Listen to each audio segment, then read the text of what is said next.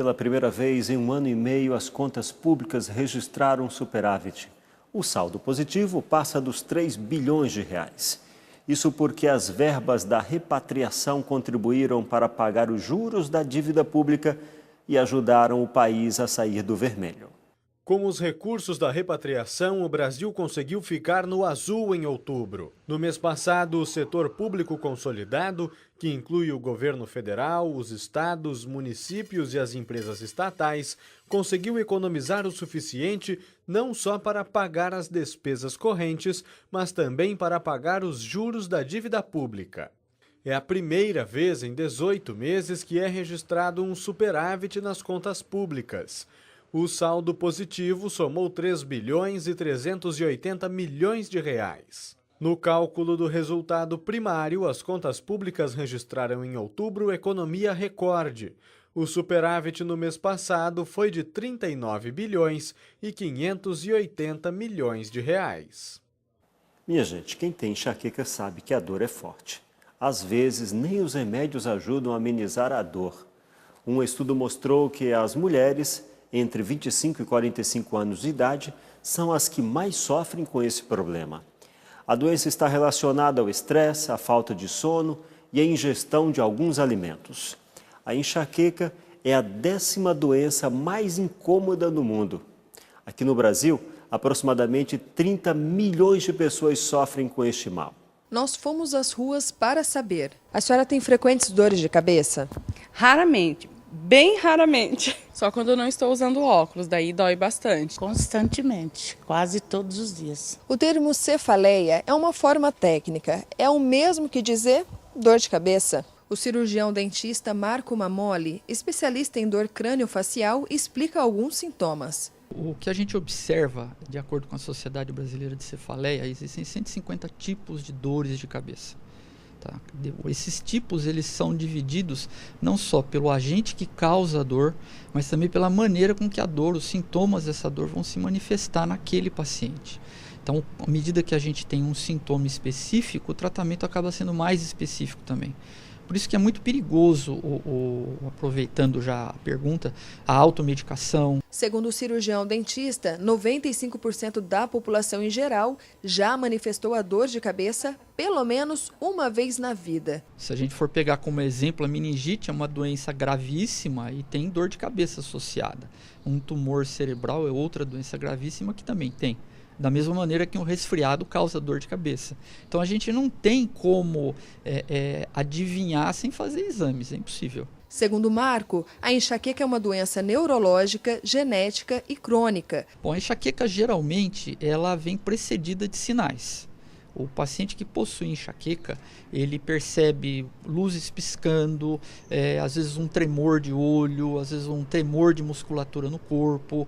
Ela pode dar o sinal e dali 2, 3 dias vir a dor, ou a dor vir subitamente após esses sinais. É o que se fala da aura do enxaquecoso, né, que é o paciente que é o portador de enxaqueca. Ele, depois de um certo tempo, ele até sabe quando ele vai ter a dor. Ele percebe, é um barulhinho que eu escutei, uma luz que eu vi piscar, é algo que eu não tô conseguindo enxergar direito. Ele tem uns sintomas iniciais que vêm antes da dor. Eu descobri que eu tinha enxaqueca por volta dos meus 13, 14 anos. Como eu tinha muita dor de cabeça e não sabia o que era, acabei procurando um médico, fiz vários exames, ressonância, tomografia, eletro, e constou que era enxaqueca. A dor é sempre um sinal de que algo não está bem no meu corpo. O que acontece fora da nossa região também é destaque aqui. E você vai acompanhar agora outras notícias que foram destaques no cenário político e econômico do Brasil. Acompanhe. O Brasil caiu no ranking mundial de educação, em ciências, leitura e matemática. Os resultados foram divulgados hoje pelo Programa Internacional de Avaliação dos Estudantes. A prova de monitoramento dos sistemas de ensino foi aplicada no ano de 2015 em 70 países. Ela acontece a cada 3 anos e oferece um perfil básico de conhecimentos e habilidade dos estudantes. A Petrobras anunciou o aumento do preço da gasolina e do diesel na refinaria. O valor do litro de gasolina será reajustado em 8,1%, enquanto o preço do diesel subirá 9,5%. Os novos valores entram em vigor hoje. A elevação dos preços ocorre após 2 meses de redução no valor do combustível pela estatal. Se for feito o repasse integralmente ao consumidor, o diesel pode subir cerca de 17 centavos por litro e a gasolina 12 centavos por litro. Após 2 meses consecutivos com o maior número de contratações do que de demissões, as micro e pequenas empresas voltaram a fechar vagas formais de trabalho. Segundo o levantamento do Sebrae, a partir dos dados do Cadastro Geral de Empregados e Desempregados do Ministério do Trabalho, as microempresas eliminaram 15,4 mil empregos com registro, anulando a criação de 12,7 mil postos de trabalho. O Brasil perdeu ao todo 74.748 vagas formais no mercado de trabalho. Esse foi o Giro Nacional de Notícias e daqui a pouco estou de volta ainda nesta edição com outras informações da nossa região. Minha gente, qual é a forma correta de descartar o óleo de cozinha, aquele óleo usado? Muitos ainda desconhecem o prejuízo que esse produto causa na natureza se for jogado na pia ou no lixo. A Prefeitura de Pindamonhangaba instalou na entrada do pátio municipal um coletor de óleo. O objetivo é destinar todo o material recolhido para a reciclagem. Quem nos dá mais informações é Maria Eduarda, que é engenheira ambiental. Maria Eduarda, a Prefeitura é o único lugar que tem o posto de recebimento? Esse coletor que vocês podem ver nas imagens é o primeiro que a Prefeitura de Pinda adquiriu e pode ser coletado também esse tipo de material nas cooperativas de reciclagem. Então, existem alguns pontos de coleta, mas o coletor das imagens é o primeiro. Ele tem capacidade para receber até quantos litros? Esse coletor é para receber até 200 litros de óleo. E é importante falar para o pessoal que está assistindo em casa que tem que ser, o óleo tem que ser envasado em garrafa PET, tem que ser bem fechada a tampa para poder não melar e não acabar com a qualidade aqui do nosso coletor. Após atingir essa capacidade, para onde será destinado esses óleos? O óleo é destinado para alguma empresa, né, que tenha experiência já e que faça esse tipo de reaproveitamento, ou para transformar em sabão, ou biodiesel, que é um tipo de combustível, e tem algumas empresas que também transformam em tinta e outros produtos. Quais são as consequências desse descarte inadequado? As consequências são grandes, principalmente para o meio ambiente. O pessoal em casa tem algumas pessoas que têm o hábito de descartar óleo de cozinha usado no ralo da pia ou em outros lugares. Isso não é aconselhado. Primeiro porque a contaminação do meio ambiente é muito grande.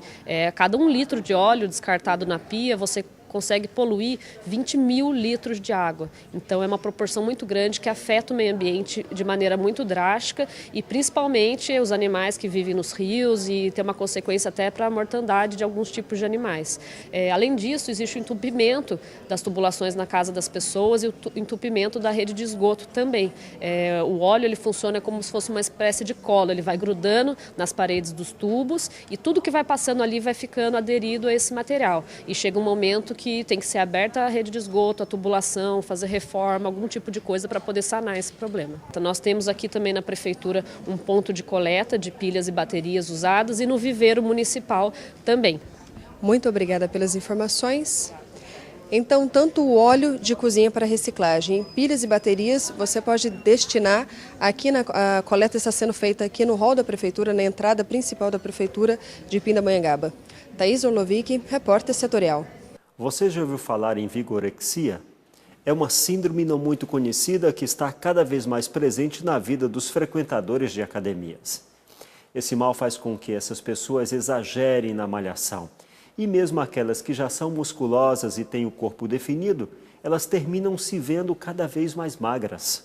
A ditadura da beleza imposta pela sociedade atual é capaz de desenvolver novos transtornos, físicos e psíquicos, altamente perigosos.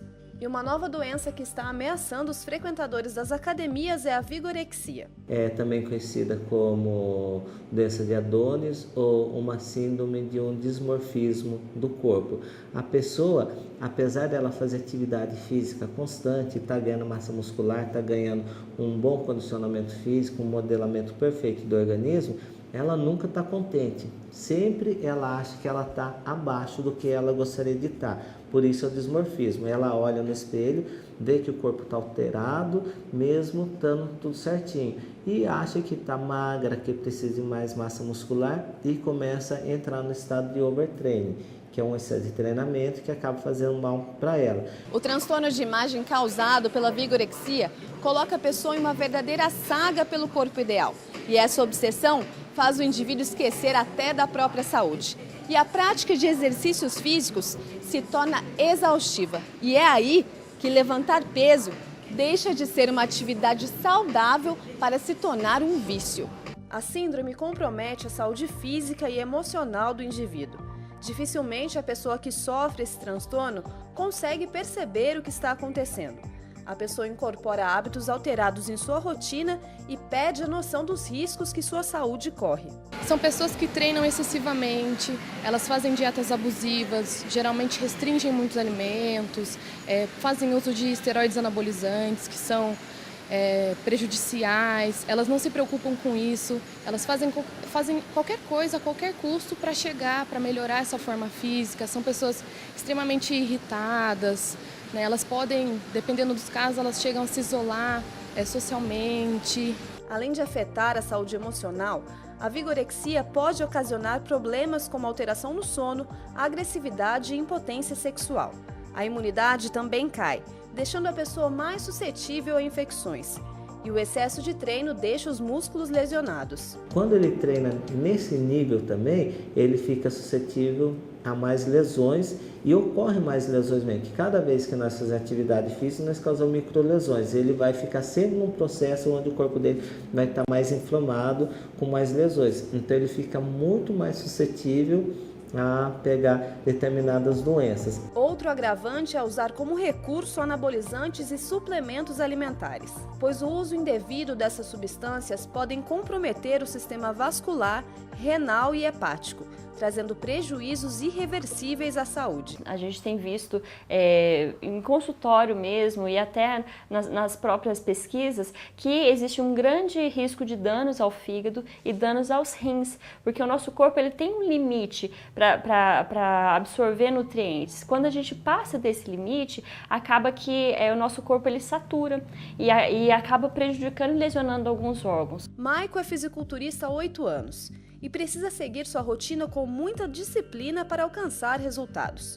Treinos intensos, acompanhamento médico e alimentação regrada. Ele afirma que existe muita diferença entre um atleta profissional e uma pessoa que está interessada unicamente em ganhar massa muscular. A diferença está exatamente nesse planejamento, né? O planejamento de um atleta profissional que disputa os campeonatos, ele é um pouco mais minucioso. Então ele se preocupa não só com o resultado estético que ele vai ter, mas com a qualidade da saúde também, porque senão ele vai disputar um campeonato e depois ele vai ficar ali dias, meses em recuperação porque fez uma má preparação.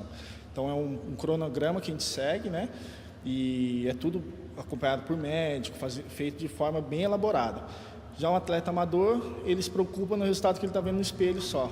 Para ele, a vigorexia está cada vez mais presente na rotina das academias. Ela está muito presente dentro da academia porque, assim, a partir do momento que o cara não se importa com a saúde dele, com a qualidade de vida em relação ao resultado estético que ele tem, isso já é um desenvolvimento, talvez um início dessa patologia. Para adquirir um corpo musculoso é preciso cuidado, tempo e disciplina.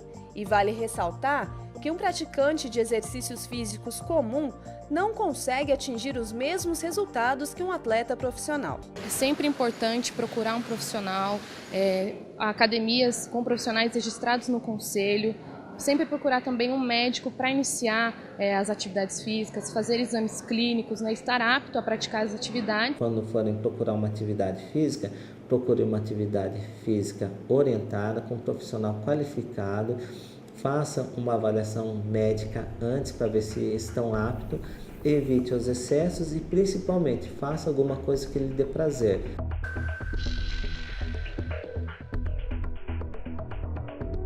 Conheça no próximo bloco o projeto cultural que tem mudado a vida de muitas crianças e adolescentes na cidade de Pindamonhangaba. Aguarde um instante, voltamos já.